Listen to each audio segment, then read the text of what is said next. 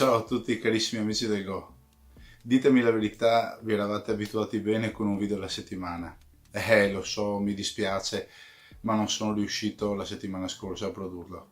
Come ho avuto modo di dirvi più di qualche volta, io faccio questo, chiamiamolo lavoro, nel tempo libero, che credetemi è veramente poco.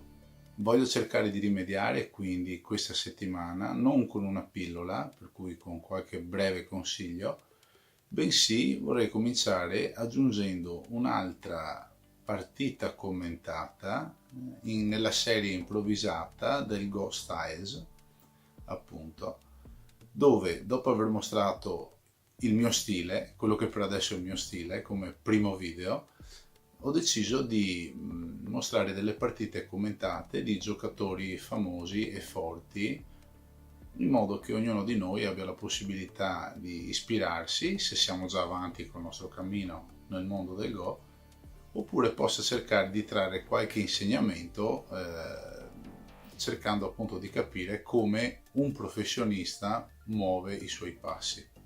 C'è un famoso proverbio nel mondo del Go che dice: quando fai una mossa e questa ti sembra strana, prima di dire che sia strana o sia una mossa fatta male, assicurati che nessun professionista l'abbia prima fatta.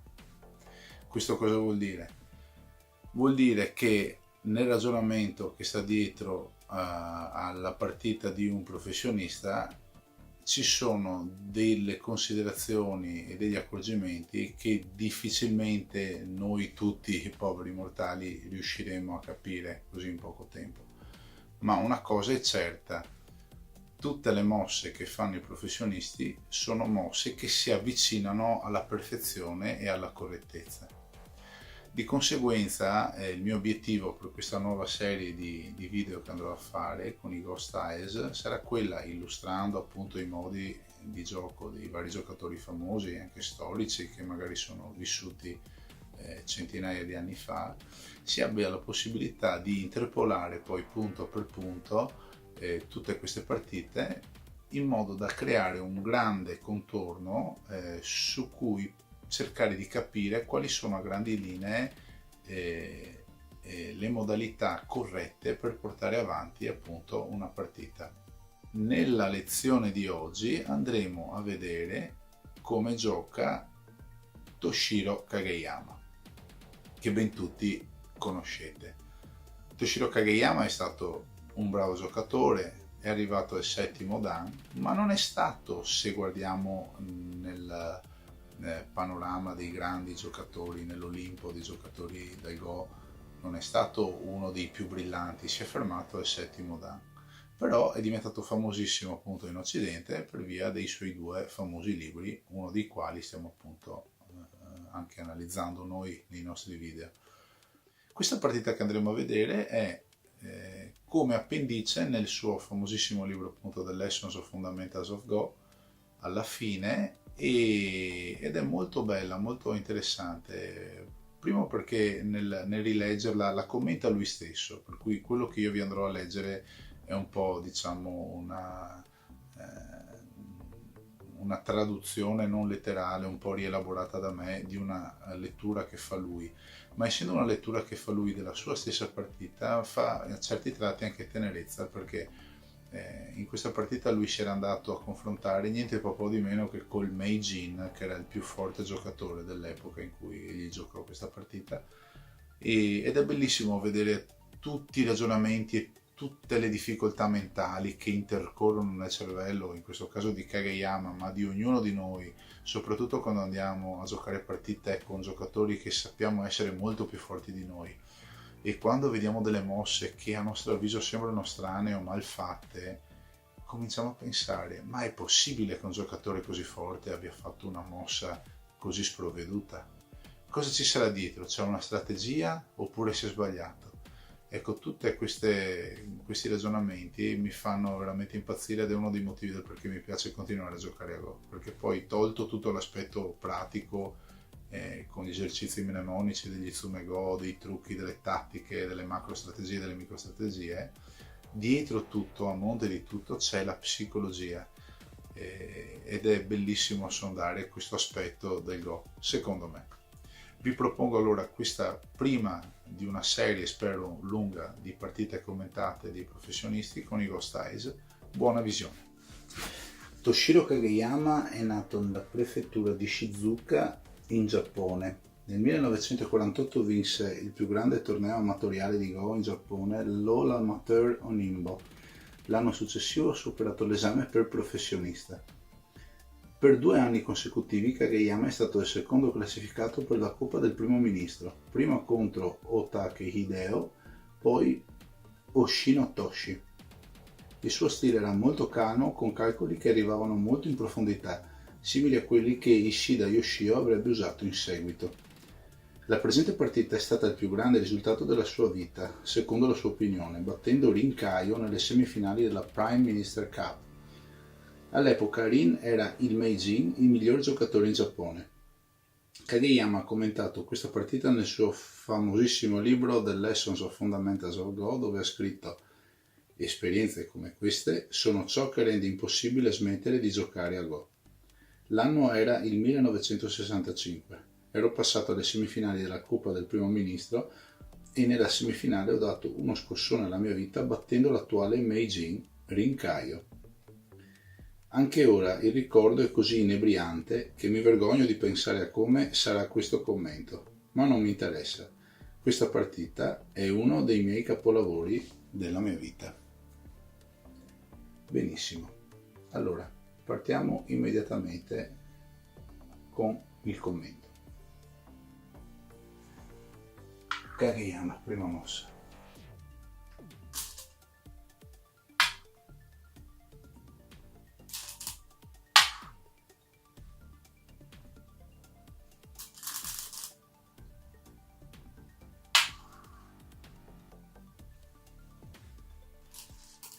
Con questa mossa, e poi vedremo anche la successiva 23, Kageyama preferisce approcciare l'angolo di bianco piuttosto che chiudere il proprio.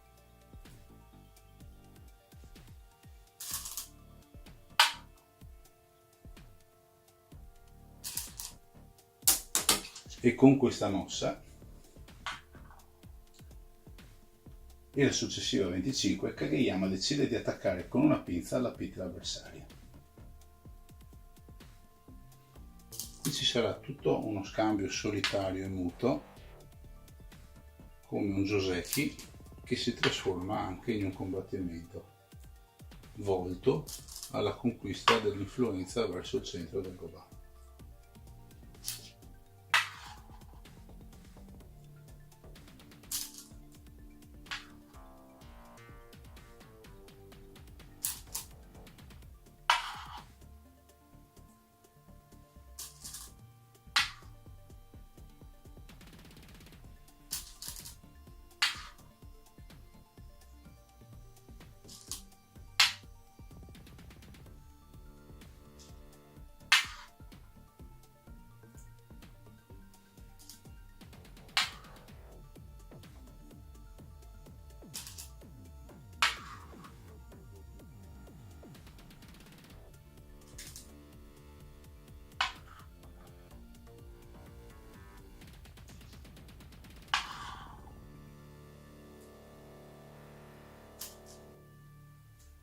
E con tenuki di bianco, un altro tenuki di nero,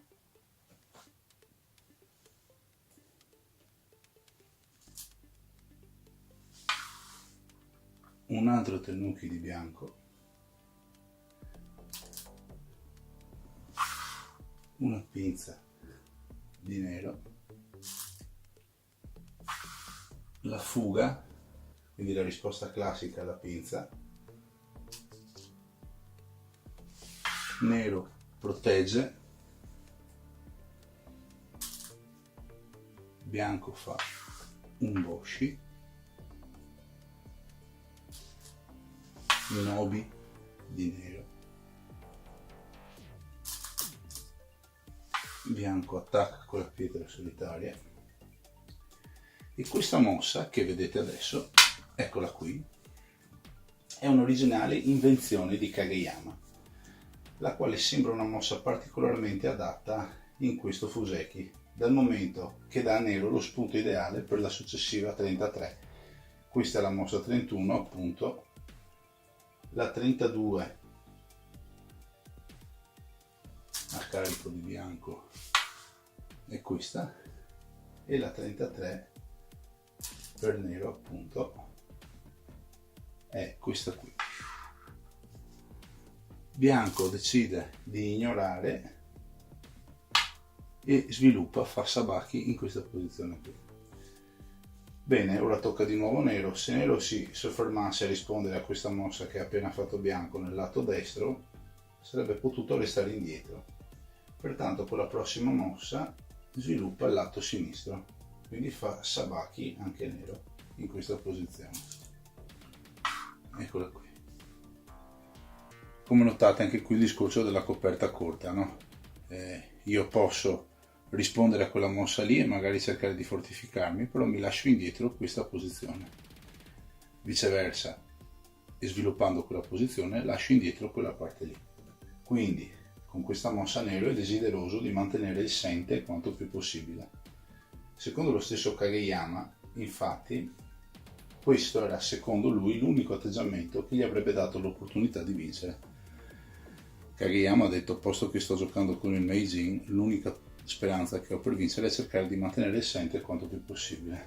Probabilmente a questa mossa qui, a questo sabaki, Kageyama si aspettava appunto una risposta di bianco. Invece bianco un po' lo sorprende, perché per l'appunto bianco mi va a giocare in questa posizione. Viene data quindi l'opportunità a bianco di invadere in quella posizione. La naturale ed automatica risposta è naturalmente questa qui, che lo tiene schiacciato da quella parte. Ora c'è una mossa di bianco che secondo Kageyama è stata un po' un errore, perché bianco ha giocato in questa posizione perché probabilmente voleva cominciare a costruire un'impalcatura che desse la possibilità in futuro di mettere in scala quella pietra, cosa che peraltro poi avverrà. Però secondo Kageyama la risposta dovrebbe essere stata questa qui: nero avrebbe chiuso e bianco sarebbe andato su. Fatto sta che la situazione è questa qui. Nero allora fa Atari, bianco fugge dall'Atari, nero mette in scala, scusate, mette in Atari quella pietra lì di bianco, bianco se ne infischia e mette in Atari quella pietra di nero, nero è costretto a catturare, bianco mette in Atari. Se nero vuole continuare a dare uno scopo a questo gruppo, lui è costretto a salvarselo. Ed ecco una mossa molto interessante di bianco. Questa mossa qui si porta dentro appunto due significati. Questa pietra di nero, come potete notare, è praticamente pronta per una scala qualora bianco dovesse giocare lì. Per cui quella pietra di bianco lì è diventato un ladder block, che però minaccia anche di tagliare questa pietra da queste due. Nero avrebbe potuto fare tranquillamente accettare uno scambio, per esempio mettendo in Atari questa pietra,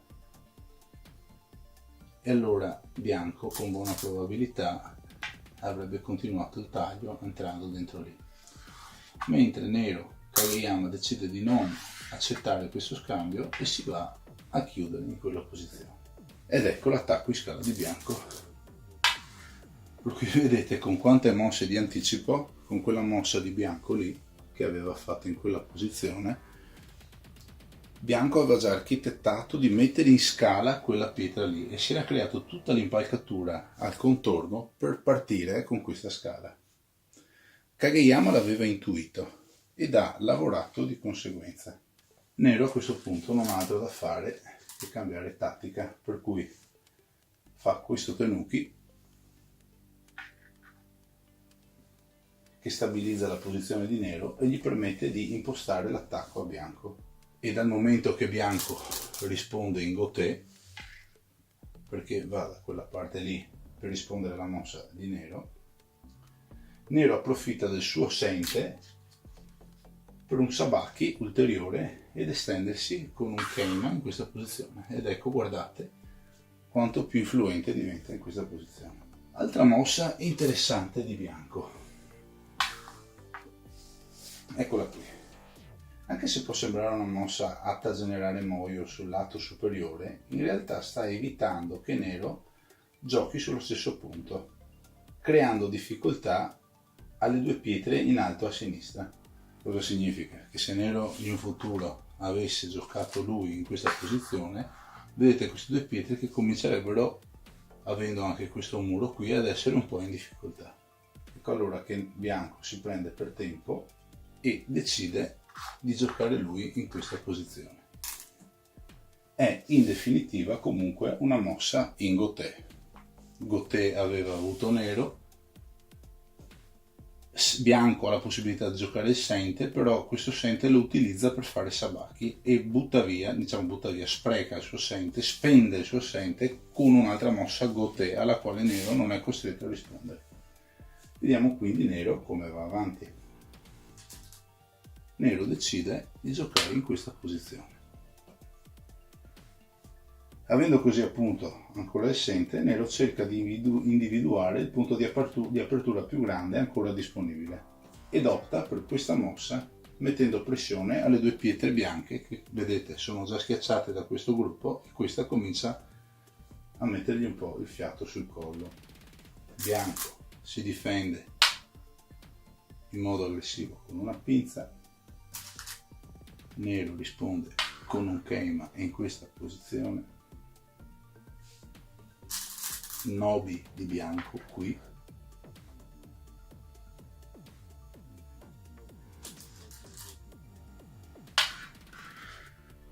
nobi di nero lì,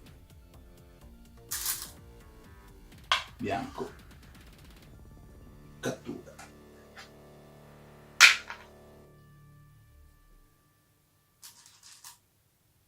nobi di nero,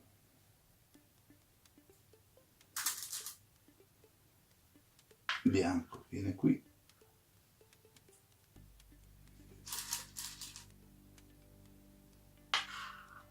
nero salta, bianco viene in questa posizione e ora tocca di nuovo a Kageyama, che era indeciso se giocare questa mossa in questa posizione qui, quindi qui,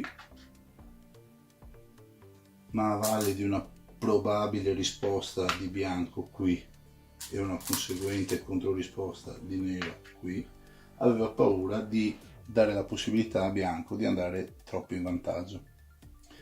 Di conseguenza abbandonò l'idea di giocare in quella posizione lì e giocò precisamente in questa posizione qui. In realtà, rivedendo la partita con il suo avversario, entrambi convennero che in realtà questa sequenza alternativa sarebbe stata comunque vantaggiosa per il nero. Quindi, anche se lui fosse andato giù di là, in base a tutti i vari calcoli che avevano fatto loro, e se lo dicono loro va bene anche a me, comunque sarebbe stato vantaggioso. Ma si sa, durante la partita, sotto tensione, è difficile mantenere la concentrazione e fare tutti questi calcoli. Quindi abbiamo detto che nero gioca lì, bianco fa questa sorta di shoulder hit molto alto. Non esisteva ancora AlphaGo al tempo che fa gli shoulder hit in quinta riga. Nero chiude in questa posizione qui, quindi questa mossa, risposta di nero, e questa successiva mossa sono delle evidenti mosse forzanti che probabilmente solo un professionista riesce a vedere e a sfruttare. Così, al prezzo della chiusura del territorio di nero sul lato sinistro, bianco crea influenza ed evita un'espansione di nero nella zona centrale del Goban, magari attraverso un Nick and Toby oppure una mossa ancora più estesa in questa direzione. Nero qui sta facendo tanti bei punti ciccioni e decide di venire giù. Bianco muove in questa posizione qui,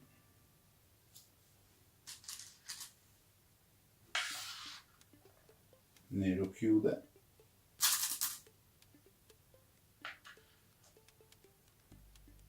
blocca bianco, attari di nero, bianco protegge. Questa mossa di nero fatta in questa posizione ottiene profitto nella parte alta destra e contemporaneamente minaccia l'ingresso sul moio del lato destro di bianco. Vedete questo moio qui. Da notare come risponde a questa minaccia bianco.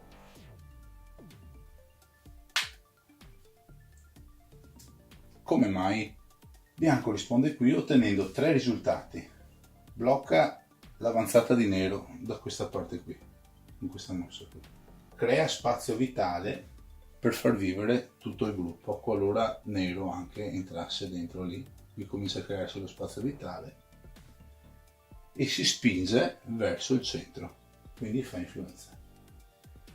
Vedete, la difesa su mosse di quel tipo lì non deve essere sempre diretta, ma deve essere una mossa che riesca anche un po' a spiazzare il nostro avversario, perché il nostro avversario dice ok, io ti entro lì, ti distruggo tutto, e lui invece riesce a fare quella mossa lì. Ecco qua, con questa mossa nero, attenzione, eccola qua,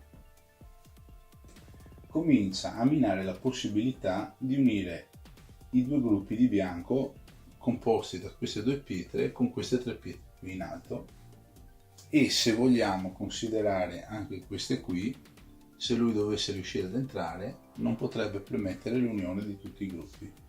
Bianco va a prendersi questo punto e a valle di una successiva revisione risultava evidente che la successiva mossa di Kageyama, che sarà per l'appunto questa,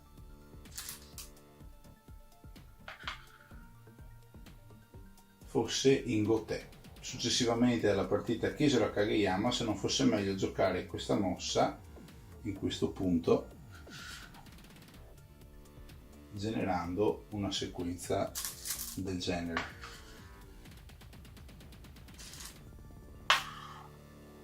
Se appunto il bianco avesse connesso con questa mossa qui, nero manteneva il sente bloccando l'avanzata di bianco verso il centro con quella mossa lì, consolidando questa operazione con un'ulteriore mossa di nero appunto sul tengen.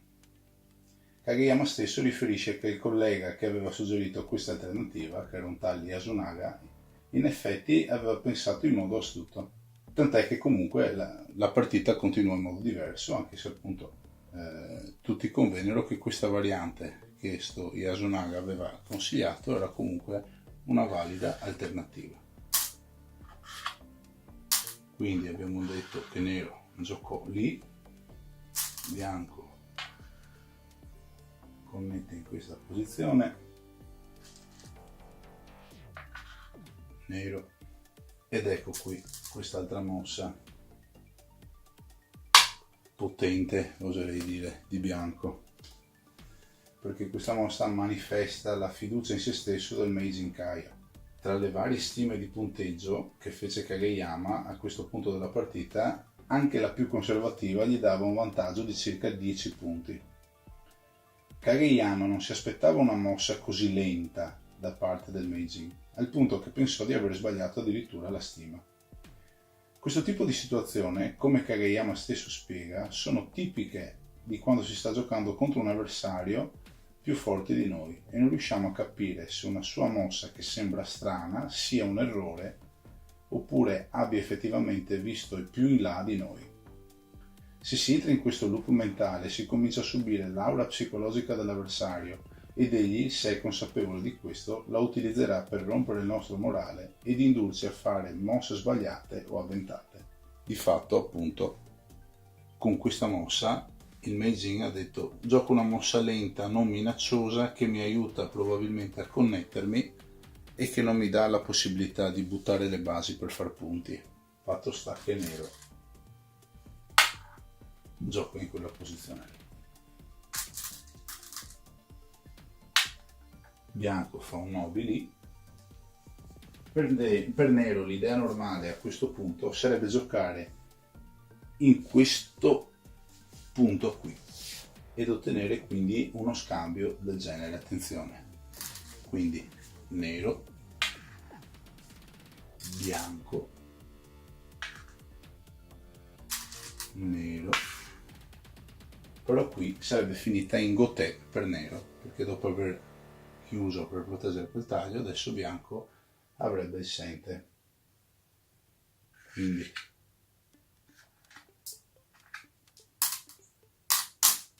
contro un Meijin la partita prosegue con un cross cut dove Kageyama ostenta coraggio e sicurezza. Quindi decide di andare giù di là, bianco va qui ed eccolo qui il nostro cross cut. In una successiva analisi ci fu il pensiero di iniziare un ko, quindi analizzandola, se bianco fosse andato lì, nero fosse andato qui, bianco avesse catturato qui e nero fosse andato qui, ma si raggiunse la conclusione che bianco non avrebbe trovato un buon modo di muovere. La partita quindi continuò diversamente. Ecco, quindi ritorniamo al nostro cross cut in questa posizione qui, vediamo di non pasticciare, questa era qui, questa era qui, quella è lì buono, così, perfetto. Bianco viene avanti qui, come vedete i combattimenti sono aspri, bianco cattura,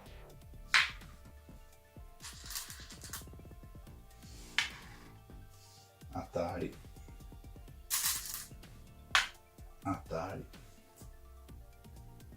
e qui comincia una battaglia di ko abbastanza importante.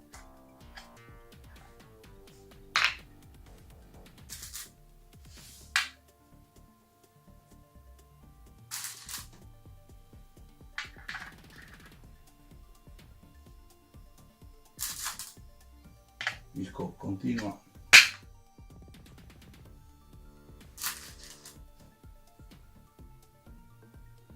Kageyama va qui. Kageyama reputava questa mossa un'ottima minaccia ko. Se bianco avesse chiuso il ko in alto, nero avrebbe probabilmente chiuso in questa posizione qui per creare influenza. Fatto sta che bianco andò proprio in A, perché non fosse solo la risposta alla minaccia, ma addirittura minava la stabilità del gruppo di nero sulla destra. Fatto sta che comunque aveva ottenuto la risposta di bianco ed egli poté continuare il ko in questa posizione. Bianco minaccia di tagliare,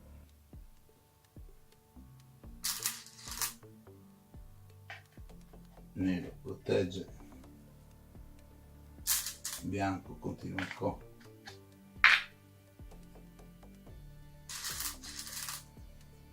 nero minaccia, bianco protegge, nero continua il ko, bianco fa uno zocchi in quella posizione. E prima di giocare a questa mossa che sto ora per fare, eccola qui, Kageyama pensa moltissimo. Continuava a pensare alla mossa 96 di bianco, che è la famosa, quindi questa qui, la mossa 96. In particolar modo, appena dopo la mossa che andremo a vedere adesso di bianco, per cui bianco riflettura il corpo in alto,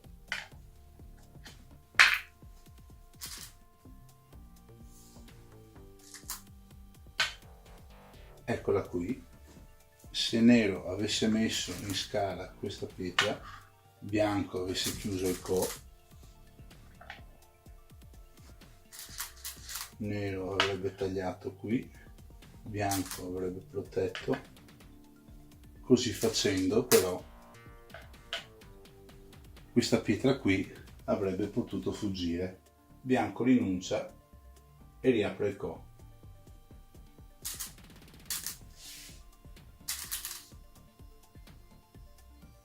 In questa maniera. Kageyama qui ammette che si trovava corto di idee per fare ulteriori minacce co, e se avesse perso la battaglia probabilmente avrebbe perso anche la partita. Bianco viene avanti qui, nero è costretto a chiudere.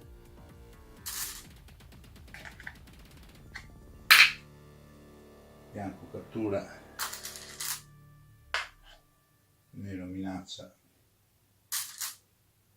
bianco protegge, nero ricattura, bianco mette in Atari questa pietra. Dopo questo taglio, nero percepisce del serio pericolo per la sopravvivenza di tutto il gruppo che si vede da questa parte qui, perché comincia comunque a non avere occhi, e questa pietra minaccia, unendosi a quelle, di isolarlo completamente. Nero si difende in questa maniera qui,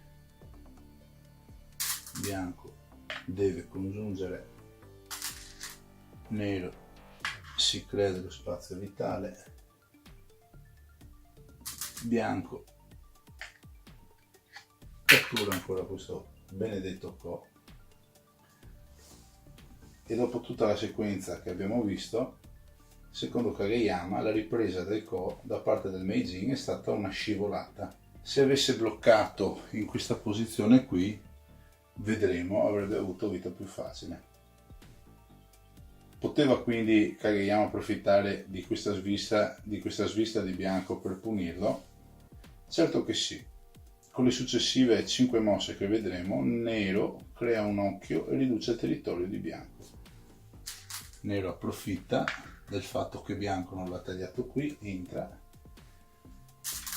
bianco ora taglia ma è troppo tardi, nero connette, bianco unisce, nobi di nero, bianco uccide quella pietra lì, nero protegge, bianco cattura,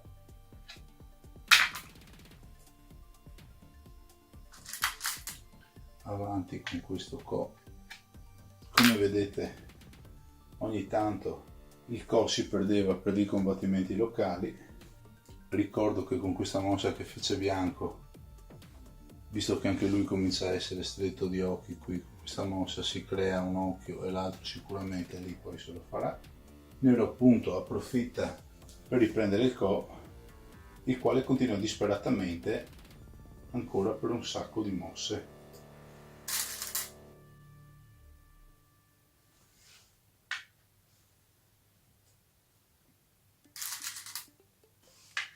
E avanti.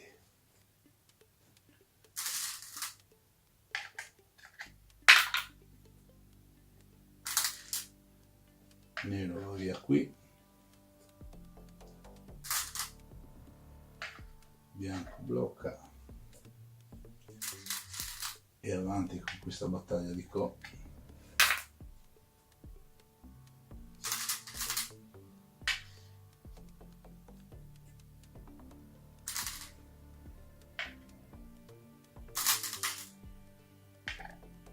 Bianco cattura ancora il Ko.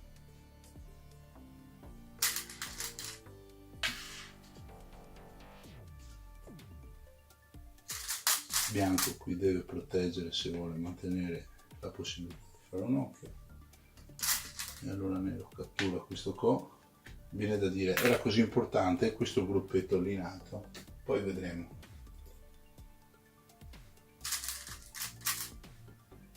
Ecco il Meiji minaccia lì, nero protegge il taglio,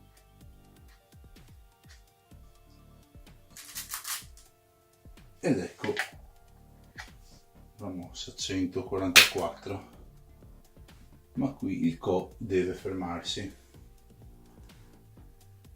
Non vedendo altre minacce, nero è costretto a connettersi in questa posizione.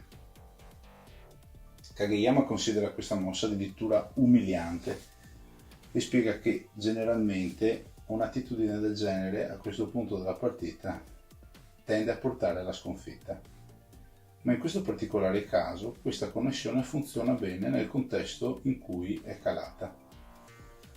Quindi bianco qui tenta di passare per tagliare questi due gruppi, ma in questo particolare caso, secondo Kageyama, risulta poco fattibile, ma comunque viene fatto. Forse perché il Meiji, a detta di Kageyama, cominciava un po' a disperarsi. Qui nero decide di andare avanti con quel discorso, bianco protegge, nero va a tagliare in quella posizione,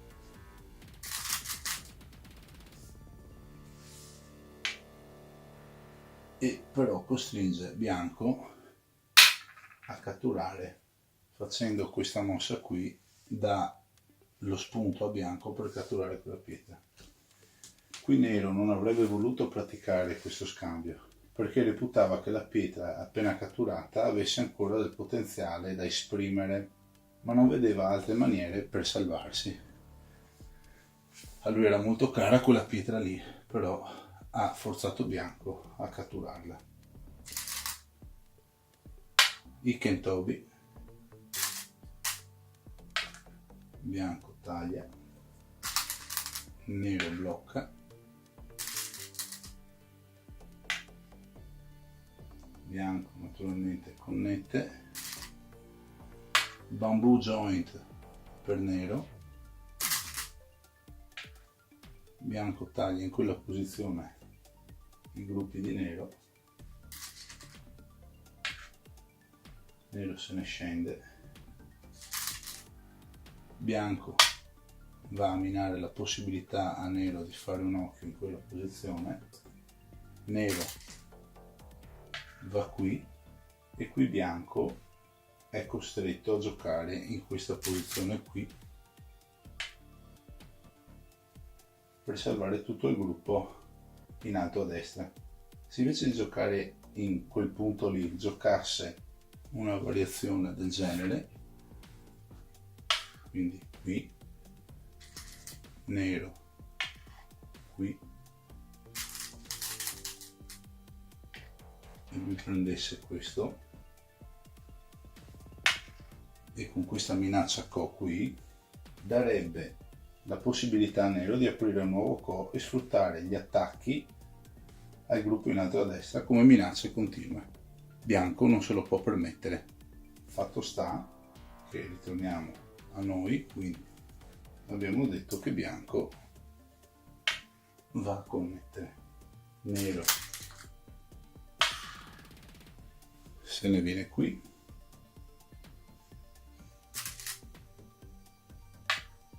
bianco viene qui, nero comincia comunque con una buona dose di coraggio un nuovo Ko in questa posizione. bianco cattura,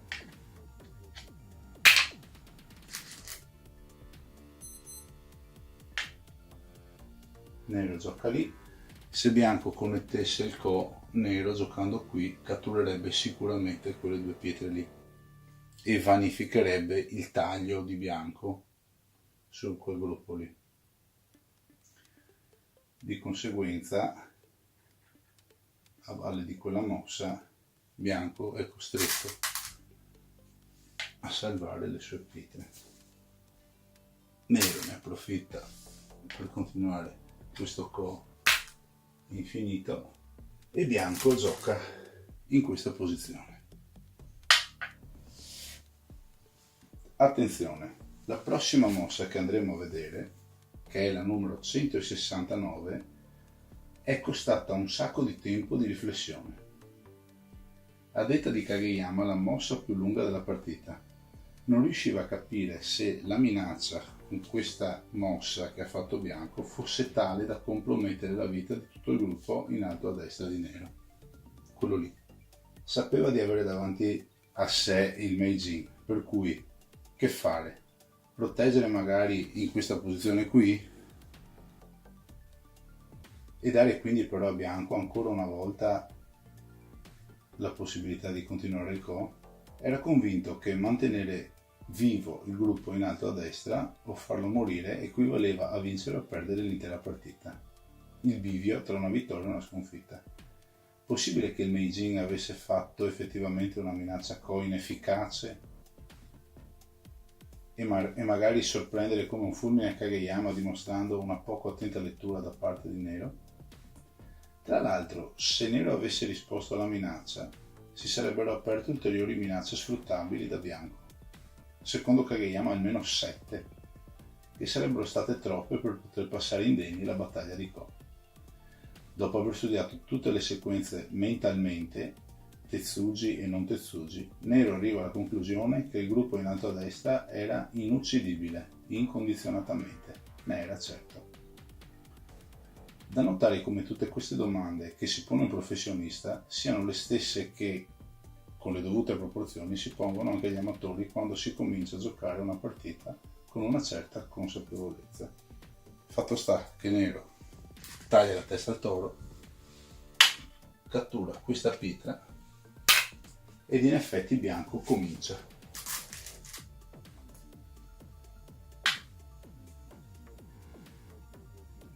Avrebbe Kageyama risposto correttamente?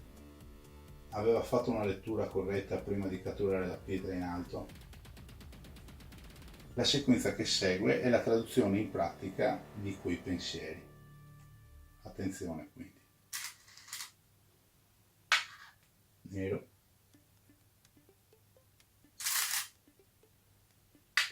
Bianco.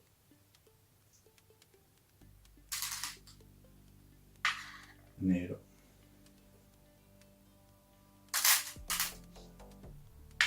Bianco.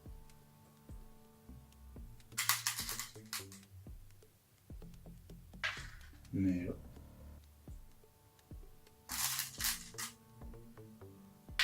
Bianco.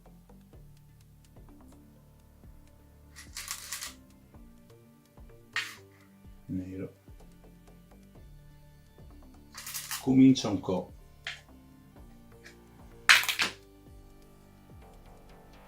Nero.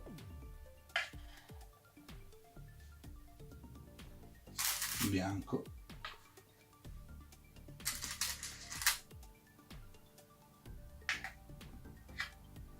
Il co va avanti.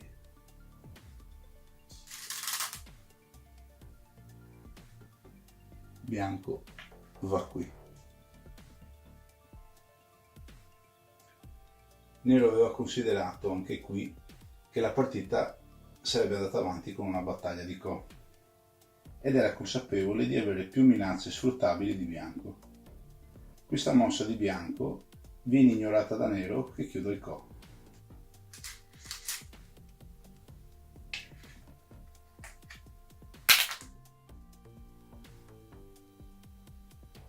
Qui bianco cerca di inibire la formazione dei due occhi a Nero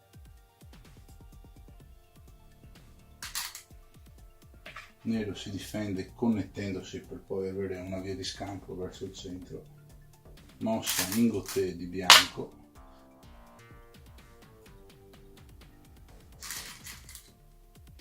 Nero connette. Bianco viene su.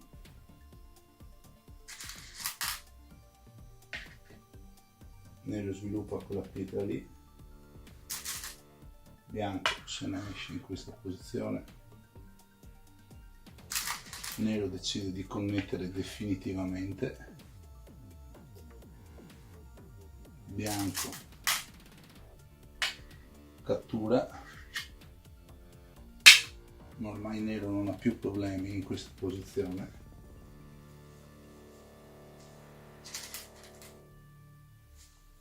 Qui scusatemi per un errore, la posizione era questa qui.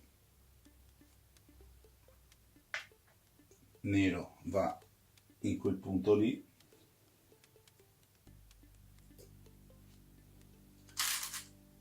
Bianco decide di proteggere in questa maniera. Nero va avanti qui. Bianco si protrae qui.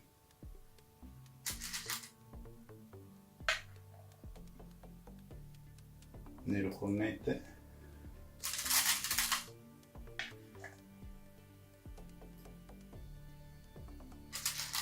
E questa è l'ultima mossa, perché qui bianco abbandona. Ha un gap enorme di punti che non sarebbe mai riuscito a colmare. Subito dopo aver rinunciato, Rincaio cominciò a dire a Kageyama i suoi pensieri in merito alla partita. Egli aveva 23 anni all'epoca e come Meijin sembrò assurdo che egli perdesse con un avversario debole come Kageyama. Kaio avrebbe potuto uscire dalla stanza sbraitando in merito solo ai pro e contro di varie mosse, invece rimase lì a parlare con Kageyama. Non molti altri, secondo Kageyama, avrebbero potuto eguagliare il suo comportamento. In un giovane di quell'età si percepivano profondità di insondabile maturità. La partita quindi finisce così. Nero vince per rinuncia di bianco. Come ebbi modo di dirvi in premessa, risulterà forse un po' ermetica agli occhi di qualche neofita, però notate come sviluppare forme e strategie sia importante per portare il nostro livello di Go a un passo successivo. Grazie ancora per l'attenzione. Se avete dei commenti o delle cose che non vi sono particolarmente chiare, scrivetelo nei commenti. Io sarò felice di rispondervi. Se avete i vostri SGF che volete spedirmi all'indirizzo venexianogo@gmail.com, oppure se volete scrivermi qualche commento anche sul canale di Instagram @venexianogo, io sarò ben felice di rispondervi. Grazie ancora per l'attenzione. È stato un video lunghetto e molto impegnativo anche da riprodurre con tutti i commenti, spero che sia stato chiaro. Grazie ancora e alla prossima.